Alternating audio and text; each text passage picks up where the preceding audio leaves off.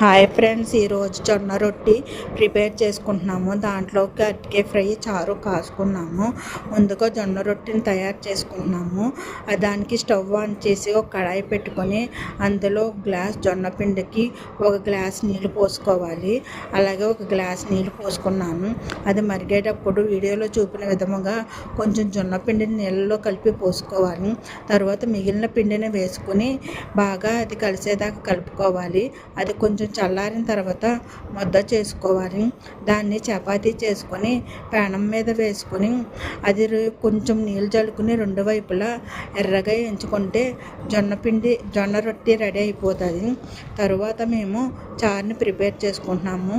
దానికి ముందుగా stove on చేసి ఒక దాక పెట్టి అందులో కొంచెం నూనె పోసి పోపు దినుసులు వేసుకున్నాను.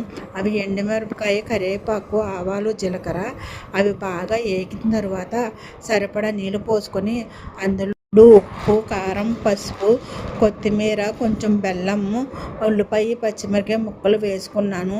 అది బాగా మరిగిన తర్వాత దించేసుకుని పక్కన పెట్టుకోవాలి. తర్వాత అరటికాయ ఫ్రైని ప్రిపేర్ చేసుకుంటున్నాము. దానికి ముందు స్టవ్ ఆన్ చేసి ఒక కడాయి పెట్టుకొని అందులో కొంచెం నూనె పోసుకొని అరటికాయ ముక్కలు వేసుకొని ఉప్పు, పసుపు వేసుకోవాలి. అవి బాగా మగ్గిన తర్వాత కారం వేసుకొని ఫ్రై చేసుకోవాలి. నేను ఫ్రై చేసిన వీడియో మిస్ అయ్యి బాగా ఫ్రై చేసుకోండి. వేడి వేడి జొన్న రొట్టెలో చారు అరటికాయ ఫ్రై వేసుకు తింటే అబ్బాయి ఎంత రుచిగా ఉంటుందో. అది హెల్త్కి కూడా చాలా మంచిది. Bye, please subscribe.